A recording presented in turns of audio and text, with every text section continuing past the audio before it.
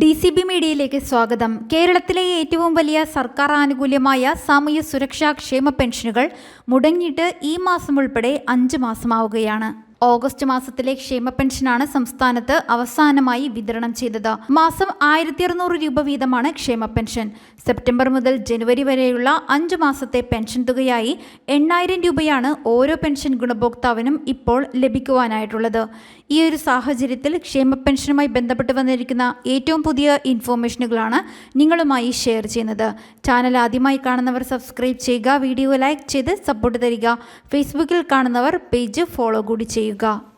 സംസ്ഥാന സർക്കാർ നേരിടുന്ന സാമ്പത്തിക പ്രതിസന്ധി കാരണമാണ് ക്ഷേമ പെൻഷൻ കുടിശ്ശികയായതെന്നാണ് ധനമന്ത്രി KN ബാലഗോപാൽ വ്യക്തമാക്കിയത്.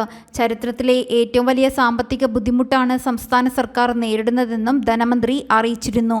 5 മാസത്തെ പെൻഷൻ കൊടുക്കാത്തതിനാൽ ഭിന്നശേഷിക്കാരനായ ഒരാൾ ആത്മഹത്യ ചെയ്തെന്ന വാർത്ത വന്നതിനെ തുടർന്ന് ഹൈക്കോടതി സ്വമേധയാ കേസും എടുത്തിരുന്നു. വായ്പകൾ എടുത്താണ് മിക്കപ്പോഴും സംസ്ഥാന സർക്കാർ ക്ഷേമ പെൻഷനുകൾ വിതരണം ചെയ്തിരുന്നത്. എന്നാൽ കേരളത്തിൽ കടമെടുപ്പ് പരിധിയിൽ കേന്ദ്ര സർക്കാർ വെട്ടിക്കുറവ് വരുത്തിയതിനെ തുടർന്ന് ഇപ്പോൾ സംസ്ഥാന സർക്കാരിന് പുതിയതായി കടമെടുക്കുവാൻ കഴിയാത്തതാണ് 5 മാസത്തെ പെൻഷൻ കുടിശ്ശികയാകുവാനുള്ള പ്രധാന കാരണം. മുൻ സർക്കാരിൻ്റെ കാലത്ത് കിഫ്ബിയും പെൻഷൻ വിതരണ കമ്പനിയും എടുത്ത വായ്പകൾ ഈയടുത്ത് കണക്കിൽ ഉൾപ്പെടുത്തുകയും തുടർന്ന് ഈ വർഷം ഉൾപ്പെടെ വരും വർഷങ്ങളിലും കേരളത്തിൻ്റെ കടമെടുപ്പ് പരിധിയിൽ കേന്ദ്രം കുറവ് വരുത്തുകയുമായിരുന്നു. കടമെടുപ്പ് പരിധി കേന്ദ്ര സർക്കാർ കുറച്ചതോടെ ക്ഷേമ പെൻഷനുകൾ മാത്രമല്ല സംസ്ഥാന സർക്കാരിൻ്റെ മറ്റു പദ്ധതികളും സ്തംഭനത്തിലായിരിക്കുകയാണ്.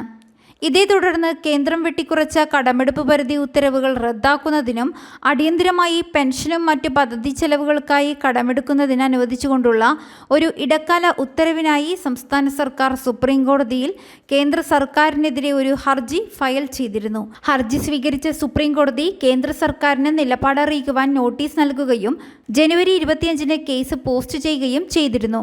25-ാം തീയതി കേസ് പരിഗണിച്ചപ്പോൾ കേരളത്തിന് മാത്രമേ പരാതിയുള്ളൂവെന്നും മറ്റ് സംസ്ഥാനങ്ങൾക്ക് പരാതിയില്ലെന്നുമുള്ള രീതിയിലാണ് കേന്ദ്രം മറുപടി നൽകിയത്. കേരളത്തിലെ പെൻഷൻ വിതരണവും ബഡ്ജറ്റ് അവതരണവുമെല്ലാം വായ്പ എടുക്കുന്നത് തടസ്സപ്പെട്ടാൽ പ്രതിസന്ധിയിലാകുമെന്ന രീതിയിലാണ് കേരളം വാദിച്ചത്. കേരളത്തിന്റെ കേസ് അന്ന് തന്നെ തള്ളണമെന്ന കേന്ദ്രത്തിന്റെ ആവശ്യം നടന്നില്ല. മാത്രമല്ല കേരളത്തിന്റെ കേസിൽ മെറിറ്റ് ഉള്ളതിനാലും കേന്ദ്രത്തിന്റെ നിലപാട് രേഖാമൂലമല്ല അറ്റോർണി ജനറൽ കൊണ്ടുവന്നത് എന്നതുകൊണ്ടും കേന്ദ്രത്തിന്റെ നിലപാട് രേഖാമൂലം നൽകണമെന്ന് സുപ്രീം കോടതി ആവശ്യപ്പെടുകയും ചെയ്തിരിക്കുകയാണ്. ഇതിനായി ഫെബ്രുവരി 13-ലേക്ക് കേസ് മാറ്റുകയും ചെയ്തു. കടമെടുക്കുന്നതിൽ ഇനി കോടതി വിധി വരുവാൻ ഫെബ്രുവരി 13 വരെ കാത്തിരിക്കണം. എന്നാൽ കേരളത്തിന് അനുകൂലമായ വിധി സുപ്രീം കോടതിയിൽ നിന്ന് വന്നാൽ കൂടുതൽ സംസ്ഥാനങ്ങൾ കേന്ദ്രത്തിനെതിരെ കോടതിയെ സമീപിക്കുവാൻ സാധ്യതയുള്ളതിനാൽ കേന്ദ്രത്തിൽ നിന്നും ഒരു ഇടക്കാല ആശ്വാസം എന്ന നിലയിൽ കടമെടുപ്പിന് സംസ്ഥാനത്തിന് ഒരു തുക അനുവദിച്ച് ഈ പ്രശ്നത്തിൽ നിന്നും തല ഊരുവാനുള്ള ഒരു ശ്രമം കേന്ദ്രം നടത്തിയേക്കും എന്ന റിപ്പോർട്ടുകളും വരുന്നുണ്ട്. അങ്ങനെയെങ്കിൽ കുടിശ്ശിക പെൻഷന്റെ ഒരു ഭാഗികമായ വിതരണം സംസ്ഥാനത്ത് ഉണ്ടായേക്കും. അല്ലാത്തപക്ഷം സഹകരണ ബാങ്കുകളിൽ നിന്ന് വായ്പയെടുത്ത് 1 മാസത്തെ ക്ഷേമ പെൻഷനായി 1600 രൂപയുടെ വിതരണം മാത്രമേ ഉടനെ തന്നെ സംസ്ഥാനത്ത് ഉണ്ടാവുകയുള്ളൂ. അതും ഫെബ്രുവരി തുടക്കത്തിലായിരിക്കും വിതരണമുണ്ടാവുക. ഇനി ജനുവരി അവസാനിക്കുവാൻ ഏതാനും ദിവസങ്ങൾ മാത്രമുള്ളതിനാൽ ഈ മാസം തുക വിതരണം ഉണ്ടാകില്ല. വളരെ സങ്കടകരമായ ഒരു അവസ്ഥയാണ് ക്ഷേമ പെൻഷൻ ഗുണഭോക്താക്കൾ ഇപ്പോൾ നേരിട്ടുകൊണ്ടിരിക്കുന്നത്. പെൻഷൻ തുക വിതരണവുമായി ബന്ധപ്പെട്ട് എന്തറിയിപ്പുകൾ വന്നാലും നിങ്ങളുമായി ഷെയർ ചെയ്യുന്നതാണ്.